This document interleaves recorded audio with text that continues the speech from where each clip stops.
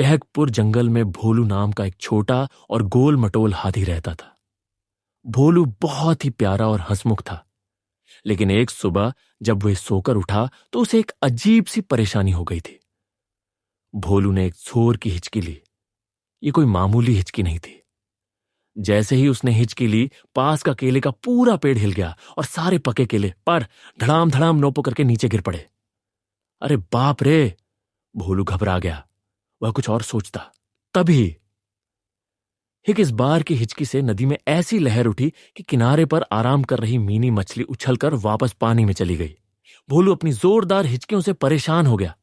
वह जहां भी जाता उसकी हिचकी कोई ना कोई गड़बड़ कर देती। वह उदास होकर एक पेड़ के नीचे बैठ गया। तभी वहां पंडित मिट्ठू तोता उड़ता हुआ आया। मिट्ठू तोता खुद को जंगल का सबसे ज्ञानी पक्षी समझता था।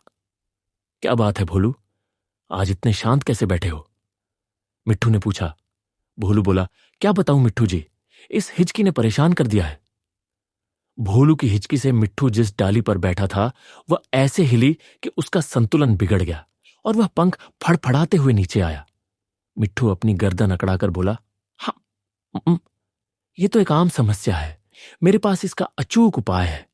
तुम अपनी सूंड में पानी भरो और सिर नीचे करके पानी पियो, हिचकी तुरंत गायब हो जाएगी। वह नदी के पास गया, अपनी सूंड में ढेर सारा पानी भरा और फिर उलटा होकर पानी पीने की कोशिश करने लगा। वो पानी पीने ही वाला था कि तभी एक जोरदार हिचकी आई और उसकी सूंड में भरा सारा पानी एक फव्वारे की तरह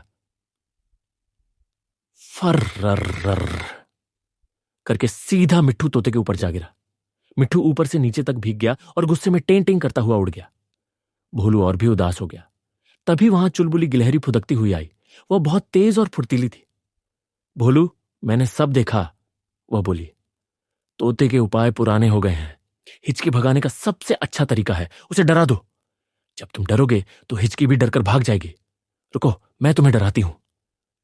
यह कहकर चुलबुली एक बड़ी सी झाड़ी के पीछे छिप गई। भोलू इंतजार करने लगा। 1, 2, 3। भो! चुलबुली अचानक झाड़ी से कूदकर चिल्लाई। भोलू इतना बड़ा था कि उसे चुलबुली की इस हरकत से जरा भी डर नहीं लगा। उसने बस अपनी बड़ी बड़ी आंखें झपकाईं। पर तभी हेक! हिचकी इतनी जोरदार थी कि उसके मुंह से निकली हवा से चुलबुली की लहरी एक गेंद की तरह हवा में उछल गई और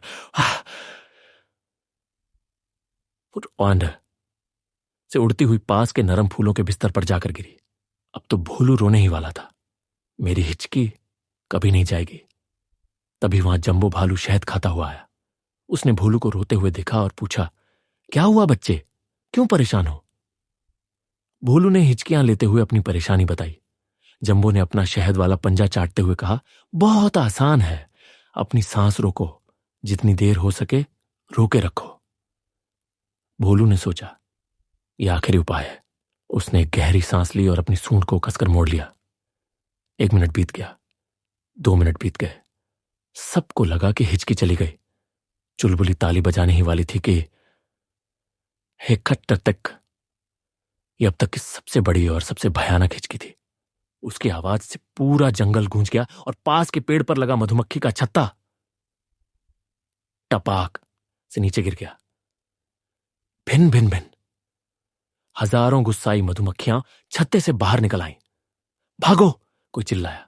सारे जानवर इधर उधर भागने लगे। भोलू हाथी ने जैसे ही मधुमक्खियों को अपनी तरफ आते देखा, वह सब कुछ भूल गया। उसे मधुमक्खियों से बहुत डर लगता था। वह डर के मारे चिंघाड़ता हुआ भागा। वह इतनी तेजी से भागा जितनी तेजी से वह अपनी जिंदगी में कभी नहीं भागा था।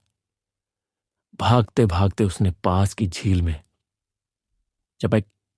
छपंग से छलांग लगा दी। काफी देर तक वह पानी के अंदर ही रहा। जब उसे लगा कि सारी मधुमक्खियां चली गई हैं तो वह धीरे धीरे बाहर निकला। वह हाँफ रहा था।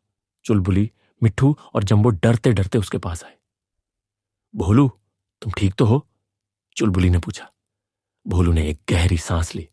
वह कुछ बोलने ही वाला था कि उसे एहसास हुआ उसकी हिचकी जा चुकी थी।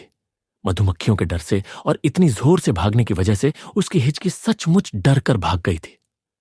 भोलू खुशी से चिंघाड़ा। सारे दोस्तों ने भी खुशी से शोर मचाया।